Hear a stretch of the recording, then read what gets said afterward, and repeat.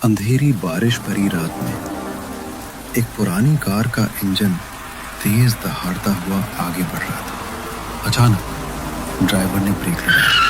कीचड़ उड़ता है, टायर फिसलते हैं और कार रुक जाती है। साहब उतरिए, इसके आगे मैं 1 इंच भी नहीं जाऊंगा। अरे भाई पागल हो गए हो क्या? गेट अभी आधा मील दूर है और बाहर मूसलाधार बारिश हो रही है। पूरे पैसे दिए हैं मैंने। साहब जान रही तो पैसे काम आएंगे। ये रुद्रपुर की माया निवास है। यहाँ सूरज ढलने के बाद परिंदा भी पर नहीं मारता। आप भी वापस चलिए मेरे साथ, अभी भी वक्त है। हद है अंधविश्वास की। ठीक है यहीं छोड़ दो। तुम जैसे लोगों की वजह से ही गांव पिछड़े हुए हैं। आर्यन टैक्सी से उतरता है, बारिश से बचने के लिए छाता खोलता है और चुपचाप माया निवास की ओर कदम बढ़ाता है। अजीब सनकी था। चलो आर्यन बस थोड़ा सा और। ये रही हवेली। हेलो काका, रामू काका, कोई है? इतनी रात को यहाँ नहीं आना चाहिए था छोटे साहब। अरे यार काका, आपने तो डरा ही दिया मुझे। ये टॉर्च क्यों नहीं जला रखी आपने? और ये गेट खुला क्यों छोड़ रखा है? दरवाजे तो बंद ही थे साहब, पर जब वो बुलाती है तो सिटकानियाँ अपने आप खुल जाती हैं। फिर वही डरावनी बातें। देखिए मैं सिर्फ 2 दिन के लिए आया हूँ। बस ये कागजात साइन करवाने हैं और इसे बेचना है। चलिए अंदर, मेरा दम घुट रहा है यहाँ बाहर। आर्यन काका के साथ अंदर चला जाता है। बाप रे, कितनी धूल है यहाँ। और ये परफ्यूम की खुशबू कैसी है? चमेली? ये खुशबू आ रही है, मतलब वो आसपास ही है। कौन आसपास है काका? आप सच में बूढ़े हो गए हैं। मैं ऊपर वाले कमरे में जा रहा हूँ, मेरा सामान लेकर आना। तभी ऊपर से कुछ सामान सरकाने की आवाज आती है। ये ऊपर कौन है? आपने कहा था आप अकेले हैं। मैंने कहा था मैं अकेला रहता हूँ। मैंने ये नहीं कहा कि ये हवेली खाली है। पहेलियां बुझाना बंद करिए काका, साफ साफ बताइए, यहाँ आपके साथ कौन है? तभी किसी के फुसफुसाने की आवाज आती है। ये आवाज कहाँ से आ रही है? काका, आप सुन रहे हैं? काका, काका, कहाँ गए आप? अभी तो यहाँ थे। तभी पुरानी लकड़ी की सीढ़ियों के चरमराहट की आवाज आई, जैसे कोई ऊपर से नीचे की तरफ आ रही है। आर्यन ने पीछे देखा तो काका उसके पीछे ही खड़े थे। काका कहाँ चले गए थे? लाइट का स्विच भी नहीं दिख रहा और ये मोमबत्ती भी बुझने वाली है। बिजली तो कब की कट चुकी है साहब। इस घर को उजाला पसंद नहीं। क्या बकवास है। अच्छा छोड़िए, मुझे बस वो पुराने कागजात ढूंढने हैं। वो कौन सा कमरा है जहाँ दादाजी अपनी फाइलें रखते थे? तभी अचानक से वो भारी अलमारी के अपने आप खिसकने की आवाज आती है। अरे ये क्या था? काका, आपने धक्का दिया? आपने सरकाया उसे? मैं तो आपके पीछे खड़ा हूँ साहब। अलमारी के पास कोई नहीं है। तभी अचानक हवा का एक तेज झोंका आया और फर्श पर पड़ी एक पुरानी तस्वीर उड़ती हुई आर्यन के पैरों के पास आकर रुक गई। ये तस्वीर, ये तो दादाजी की है, पर उनकी आंखों पर ये खरोंच के निशान कैसे? ऐसा लग रहा है जैसे किसी ने नाखूनों से उनकी आंखें फाड़ दी हो। आर्यन के हाथ कांपने लगे थे। तभी दीवार पर टंगी एक पुरानी घड़ी जो सालों से बंद पड़ी थी, अचानक तेज आवाज में चलने लगी। उसकी पेंडुलम की आवाज पूरे हॉल में गूंजने लगी। ये घड़ी, ये तो बंद थी, अचानक से इतने फास्ट कैसे चलने लगी? काका, यहाँ कुछ बहुत गलत हो रहा है। मुझे तुरंत यहाँ से निकलना होगा। आर्यन तेज कदमों से मुख्य दरवाजे तक पहुंचा और पूरी ताकत से उसे खींचा, लेकिन दरवाजा टस से मस नहीं हुआ। ये खुल क्यों नहीं रहा? काका, कुंडी तो खुली है, धक्का लगाइए। आप कितनी भी कोशिश कर लीजिए साहब, पर यह दरवाजा नहीं खुलेगा। जब उसकी इच्छा होगी तभी रास्ता मिलेगा। उसने हमें अंदर रोक लिया है। अचानक ऊपर लटकता झूमर कांप उठा। उसके सारे शीशे एक साथ खनखनाने लगे, जैसे कोई अनदेखी शक्ति उन्हें बेरहमी से हिला रही थी। ऊपर कोई है? सुनो, कौन हो तुम? सामने आओ। आर्यन जैसे ही सीढ़ियों के बीच पहुंचा, ऊपर रखा भारी पीतल का गुलदस्ता अचानक उसकी ओर झपट पड़ा। उसकी रफ्तार इतनी तेज थी कि साफ लग रहा था जैसे किसी ने जानबूझकर उसे आर्यन की तरफ फेंका हो। हाँ, शिट! बार बार बचा। काका, ये सब इत्तेफाक नहीं है। कोई हमें मारना चाहता है। ये कोई इत्तेफाक नहीं है साहब, ये इंतकाम है। उस कमरे का दरवाजा देखिए, वो खुद खुल गया है। वही कमरा जहां आपके परदादा ने उसे आखिरी बार देखा था। उसके बाद किसी ने उसे फिर कभी नहीं देखा। आप क्या बोल रहे हैं? मुझे कुछ समझ नहीं आ रहा। और ये दरवाजा अपने आप कैसे खुल गया? जवाब का इंतजार किए बिना आर्यन की नजर फर्श पर बिखरे कागजों और पुरानी फाइलों पर चली गई। वो झुककर उन्हें पलटने लगा। ये तो वही फाइलें हैं जो मैं ढूंढ रहा था। काका, आपने तो बताया था कि ये कागजात अलमारी में है, तो ये कमरे के बीचों बीच कैसे आ गईं? आर्यन उस अंधेरे कमरे की ओर खिंचा चला जाता है और तभी पीछे से दरवाजा इतनी जोर से बंद होता है कि पूरी हवेली उस आवाज से हिल जाती है। उस बंद कमरे में घुटन भरा सन्नाटा फैल गया था। आर्यन की सांसें तेज हो गई थीं और लकड़ी पर नाखून मारने जैसी आवाजें आ रही थीं। काका, दरवाजा खोलिए। बाहर से कुंडी किसने लगाई?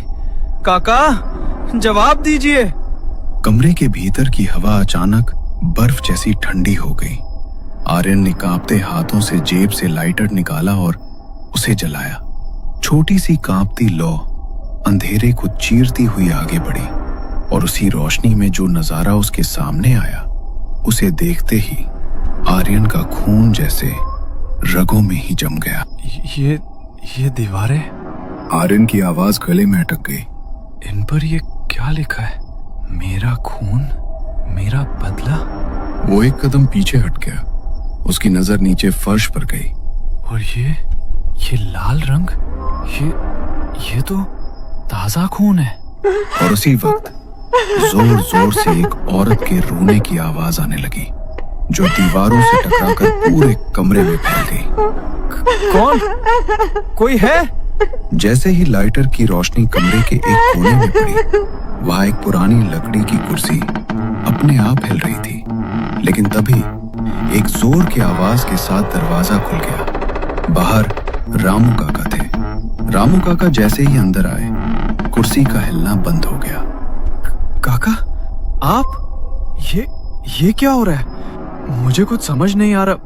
प्लीज मुझे यहाँ से बाहर निकालो। छोटे साहब, देर मत करो, जल्दी निकलो यहाँ से। मैं तुम्हें सब समझा दूंगा। हवेली के गलियारों में आर्यन और काका के भागते कदमों की तेज आवाजें गूंज उठी और उन्हीं के पीछे पीछे माया पिशाचिनी की खौफनाक हंसी पूरे हवेली में फैलती जा रही थी। इधर आइए साहब, इस दीवार के पीछे एक गुप्त रास्ता है। जल्दी कीजिए, वो आ रही है। आर्यन अंधेरे में हाथ मारते हुए उस गुप्त रास्ते की ओर बढ़ता है। वो एक तंग और संकरी सुरंग जैसी जगह में पहुंच जाता है, जहां सड़ी हुई कंध और नमी थी। ओह, यहाँ कितनी बदबू है। काका, आप कहाँ हैं?